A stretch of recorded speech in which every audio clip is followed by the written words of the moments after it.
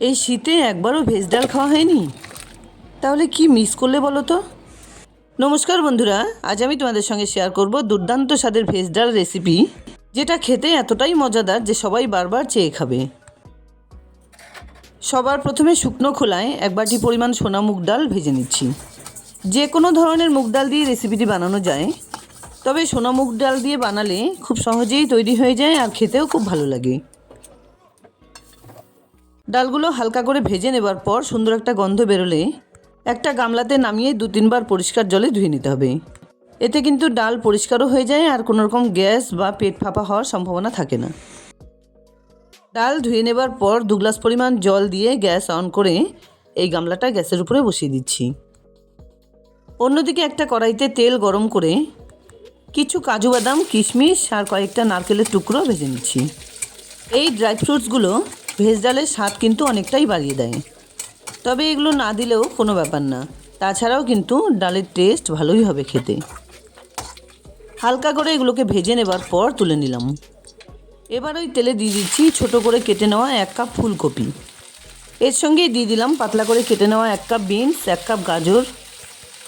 নাড়াচাড়া করে এগুলোকে একটু ভেজে নিতে হবে। হালকা করেই এগুলো ভেজে নিতে হবে যাতে পুড়ে না যায়। অন্যদিকে ডালটা জাল দিতে দিতে এর থেকে কিছুটা পরিমাণ ফেনা উঠেছে, এই ফেনাগুলোকে তুলে বাদ দিয়ে দিচ্ছি। ডালের ফেনা তুলে ফেলে দেওয়াই ভালো, এটা নাকি অনেক রকম রোগের কারণ হতে পারে। সবজিগুলো ভেজে তুলে নেবার পর ওই কড়াইতেই দিয়ে দিচ্ছি আরও 1 টেবিল চামচ তেল। তেলের মধ্যে ফোড়ন দিয়ে দিলাম 1/2 চা চামচ সাদা জিরে, সঙ্গে 2টো শুকনো লঙ্কা, 2টো তেজপাতা। হালকা একটু নাড়াচাড়া করে মিশিয়ে দিলাম একটা বড় সাইজের টমেটো কুচি। সঙ্গে দিয়ে দিলাম 2 টেবিল চামচ আদা বাটা, 4-5টা চেরা কাঁচা লঙ্কা, 1/2 কাপ পরিমাণ মটরশুঁটি। মটরশুঁটিগুলো সবজির সঙ্গে না ভাজাই ভালো, তাহলে কিন্তু সেগুলো চুপসে যায় আর দেখতে বা খেতেও ভালো লাগে না।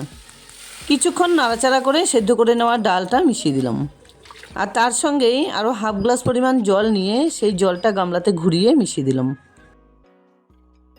খুব ভালোভাবে জলটা ডালের সঙ্গে মিশিয়ে নেবার পর ভেজে রাখা সবজিগুলো মিশিয়ে দিলাম। এর সঙ্গেই দিয়ে দিলাম ভেজে রাখা ড্রাই ফ্রুটসগুলো। এই ডালের টেস্ট বাড়াতে বিয়েবাড়ি বা অনুষ্ঠান বাড়িতে রাঁধুনিরা কী স্পেশাল মশলা ব্যবহার করে সেটা এবার বলছি।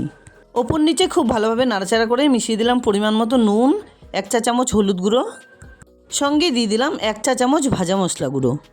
এই ভাজা মশলা গুঁড়োই ওরা ব্যবহার করে, যার জন্য ডালের টেস্ট এতটাই ভালো হয়।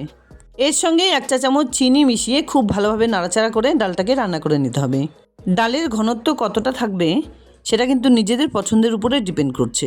আর এই ধরনের ভেজ ডাল একটু ভারী করে রান্না করলেই কিন্তু খেতে বেশি ভালো লাগবে। রান্নাটা আমার এখানে পুরোপুরি হয়ে গেছে, এবার এটাকে নামিয়ে নিচ্ছি।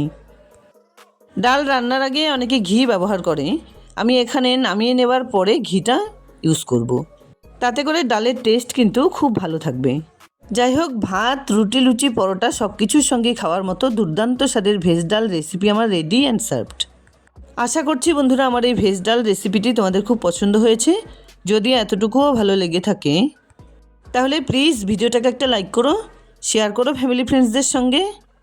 আর আমার চ্যানেলে নতুন বন্ধু হয়ে থাকলে প্লিজ চ্যানেলটাকে সাবস্ক্রাইব করে পাশে থাকা বেল আইকনটা অলে করে দিও, যাতে আমার শেয়ার করা সমস্ত ভিডিওর নোটিফিকেশান সবার আগে তোমাদের কাছে পৌঁছে যায়।